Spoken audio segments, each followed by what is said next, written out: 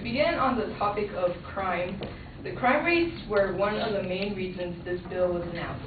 Richard Krentz was a farmer who resided near the border in Arizona. He was killed, and officers believe that an illegal immigrant killed Krentz because they had found footsteps leading to the border. This murder was used to push the bill to be signed. However, as for the slaying of the rancher Richard Krentz in March, the Arizona Republic went on to report that, according to the Border Patrol, Krentz is the only American murdered by a suspected illegal immigrant in at least a decade within the agency's Tucson sector, the busiest smuggling route among the Border Patrol's 9 coverage regions along the U.S.-Mexican border. We can't really base the whole bill on his death.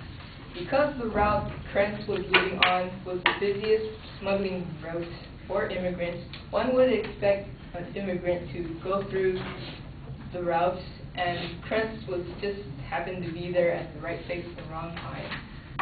Thus, this murder can't be used for reasons that immigrants are dangerous.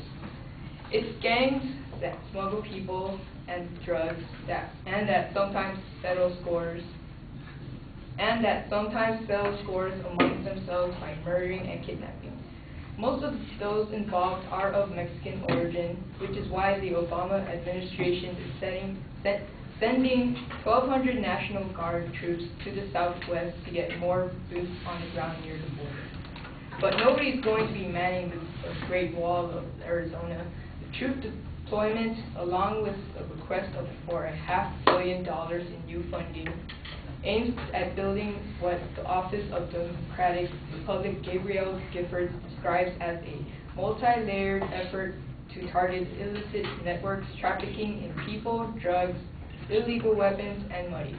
Note that the focus is not on the illegal immigrants, who are more likely to be victims than perpetrators. Even before the death of Krentz, Governor Jan Brewer stated that there was a crime wave and it is outrageous in Arizona. What the FBI chart actually shows is that the incidence of violent crime in Arizona declined dramatically in the last 2 years. After a spike in 2006 and 2007, the number in Phoenix dropped to 10,465 in 2008 and to 8,730 in 2009, which is lower than it was 6 years ago. Murders, which hit a high of 234 in 2006, dropped to 167 in 2008 and 122 in 2009. The FBI numbers show that in the midst of the supposed crime wave, many other cities in the Southwest have had declines in crime similar to Phoenix. El Paso, Texas, just across the Rio Grande from the ferocious drug war in Juarez, where some 5,000 people have been murdered in recent years, saw almost no change in its own crime rate and remains one of the safest cities in the country, with only 12 murders last year. San Antonio saw violent crime drop from 9,699 incidents to 7,844 murders from 116 to 99. Compare that with a city like Detroit, which is a little bigger than El Paso and much smaller than San Antonio, and not exactly a magnet for job-seeking immigrants. Its murder rate went up from 323 in 2008 to 361 in 2009. So from this, immigrants are not the cause of violent crimes, as many believe it is. Officers in Arizona would gladly tell you that cities are already a safe place to live. Instead, the bill constitutes a complete disregard for the rights of non-whites in Arizona.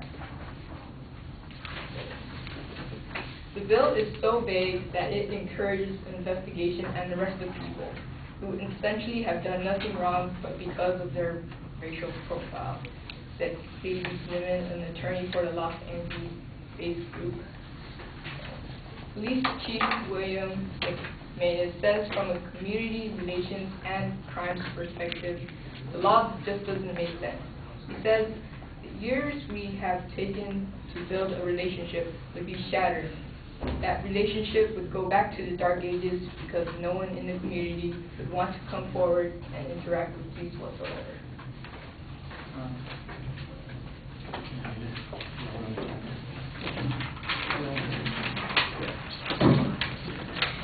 Here's my phone.